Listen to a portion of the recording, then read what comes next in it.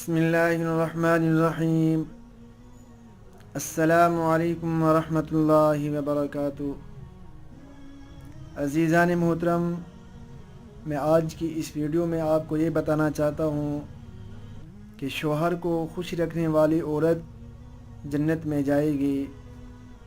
اس بارے میں حضرت سلمہ رضی اللہ تعالی عنہا سے مروی ہے کہ سرکار دو عالم صلی اللہ علیہ وسلم نے فرمایا کہ جس عورت کا انتقال اس حالت میں ہو کہ اس کا شوہر اس سے خوش ہو تو وہ عورت جنت میں جائے گی۔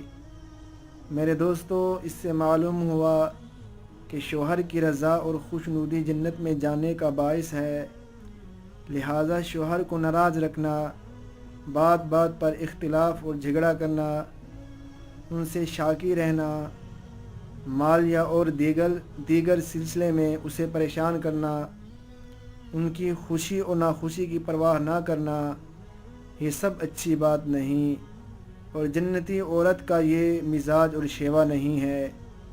بہت سی عورتوں کو دیکھا گیا ہے کہ شوہر بوڑھے اور ضعیف اور بیمار ہو جاتے ہیں تو ان کی پرواہ بھی نہیں کرتی، ان کی ضعیفانہ خدمت کی کوئی پرواہ نہیں کرتی۔ تو میرے دوستو، ضعف اور بیماری کی وجہ سے ان کو خدمت اور کھانے پینے میں وقت کے لحاظ کی ضرورت ہوتی ہے، تو عورت ایسی خدمت سے ہاتھ کھینچ لیتی ہے۔ جوانی میں حظ نفس کی وجہ سے تو موافقت کی، اب جب زمانہ خدمت کا آیا تو اس سے بچتی ہے، بیٹے اور بیٹی میں پڑ جاتی ہے۔ شوہر اس دنیا سے نالاں اور رنجیدہ رخصت ہوتا ہے، ایسی عورت جنت میں جانے کی مستحق نہیں۔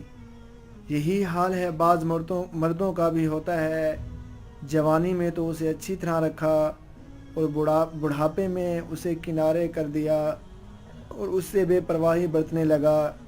یہ بدخلقی اور حق تلفی ہے، ایسا غرض پرست انسان جنت کے لائق نہیں۔ دعا ہے کہ اللہ رب العزت ہم سب کو جنت الفردوس میں اعلیٰ مقام نصیب فرمائے، آمین۔